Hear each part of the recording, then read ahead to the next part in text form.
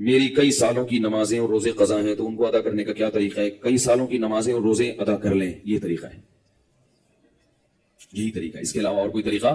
جتنے سالوں کی نمازیں ہیں اتنے سالوں کی نمازیں پڑھیں۔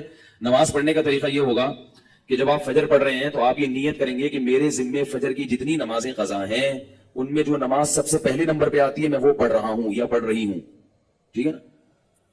تو وہ آپ یہ نیت کریں۔ ظہر جب پڑھیں تو آپ نے میرے ذمے ظہر کی جتنی نمازیں قضا ہیں ان میں جو سب سے پہلی نماز ہے میں وہ پڑھ رہا ہوں۔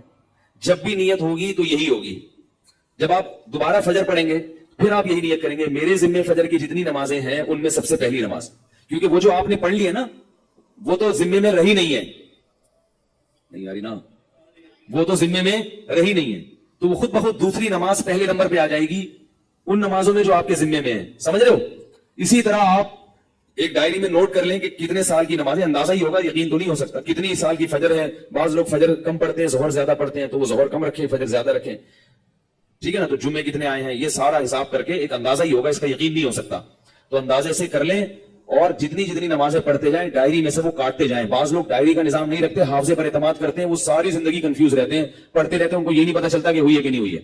اس لیے حافظے پر اعتماد نہ کریں، ڈائری میں باقاعدہ نوٹ کریں اور جتنی نمازیں ہوتی جا رہی ہیں ان کو کاٹتے چلے جائیں، تو انشاءاللہ یہ نمازیں آپ کی امام مہدی کے آنے سے پہلے پہلے، جس اسپیڈ سے آپ پڑھ رہے ہیں اس میں تو یہی ہے کہ امام مہدی کے آنے سے پہلے پہلے یہ نمازیں آپ کی امید ہے کمپلیٹ ہو جائیں۔ تو بھائی 24 گھنٹے میں کم از کم ایک دن کی نماز لازمی پڑھو، ایک دن کی بھی نہیں پڑھ رہے تو پھر گناہ ہونے کا خطرہ ہے بہت سخت، اور ایک دن کی اگر پڑھ رہے ہو تو اگر موت آ گئی تو وصیت کر کے جاؤ، تو اللہ کی رحمت سے امید ہے اللہ تعالیٰ معاف کر دیں گے، کیونکہ انسان اس سے زیادہ کا مکلف نہیں ہے نا۔ اب ایک دن میں 5 نمازیں فرض بھی پڑھنی ہے، پھر قضا بھی پڑھنی ہے، تو اور بھی تو کام کرنے ہیں نا۔ بعض لوگ تو ایسے ہوتے ہیں اولو العزم ہوتے ہیں کہ وہ ایک دن میں 5 دن کی نمازیں قضا پڑھ لیتے ہیں۔ ہمارے حضرت کے ایک مرید تھے، وہ تقریباً 50 سال کی عمر میں دین پر آئے، گورنمنٹ میں کسی ادارے میں آفیسر تھے۔ 50 سال کی عمر میں جب آئے ہیں تو ایسا انقلاب آیا ان میں کہ انہوں نے 50 سال کی عمر میں عالم بھی بنے، وہ حافظ بھی بنے، اور میرا خیال ہے کتنے 40-50 سال کی قضائے عمری انہوں نے ایک سال میں نمٹا لی۔ ہم جب بھی جاتے تھے ہر وقت نماز پڑھ رہے ہوتے تھے یا تلاوت کر رہے ہوتے تھے اور مدرسے میں پڑھ بھی رہے ہوتے تھے، ایسا ٹائم کو مینج کیا انہوں نے۔ تو ایسے لوگ بھی ہیں، لیکن بہرحال شارٹ ہیں ایسے لوگ، تو آپ ایسے نہ بنے، اتنا ہی کر لیں کہ 24 گھنٹے میں کم از کم ایک دن کی۔ پھر قضاء عمری پڑھنے کا کوئی ٹائم متعین نہیں ہے، فجر کے وقت میں ظہر کی پڑھ سکتے ہو، ظہر کے وقت میں فجر کی پڑھ سکتے ہو، مکروہ وقت نہ ہو۔ مکروہ وقت جو سورج نکلتے ہوئے، زوال کے وقت اور سورج غروب ہوتے ہوئے، فجر کے بعد بھی پڑھ سکتے ہیں، عصر کے بعد بھی پڑھ سکتے ہیں قضا، فجر اور عصر کے بعد نوافل تو نہیں پڑھ سکتے مگر قضاء عمری پڑھ سکتے ہیں، وتر بھی پڑھنے پڑیں گے۔ احناف کے ہاں وتر کی نماز کیا ہے؟ واجب ہے۔ اس میں دلائل کیا ہے؟ یہ کیونکہ آج کل کلپ ایسے آ رہے ہیں کوئی واجب کچھ نہیں ہوتا اور یہ سنت موقعہ کچھ نہیں ہوتا، یہ بھی آ رہے ہیں کلپ مارکیٹ میں، تو وہ نہیں، فجر کی سنتیں نہیں پڑھیں، بس فرائض پڑھیں گے، فرائض پڑھیں اور وتر پڑھیں، ٹھیک ہے نا؟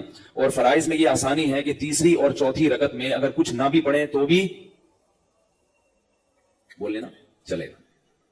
فرض کی تیسری رکعت میں 3 دفعہ سبحان ربی الاعلیٰ کہنے کے بقدر کھڑے رہیں تو بھی نماز ہو جائے گی، ٹھیک ہے نا؟ تو فجر یعنی فرض کی تیسری اور چوتھی، وتر میں تیسری رکعت میں پڑھنا پڑے گا، فرض کی تیسری چوتھی رکعت میں چاہیں آپ مختصر قرات کر لیں، تیسرا کلمہ پڑھ لیں تو یہ بھی ٹھیک ہے، بہتر ہے سورہ فاتحہ پڑھیں تو زیادہ بہتر ہے، تو یہ بھی، اور اس سے نماز آپ کی مختصر ہو جائے گی۔ سبحانک اللہم و بحمدک، نشہد ان لا الہ الا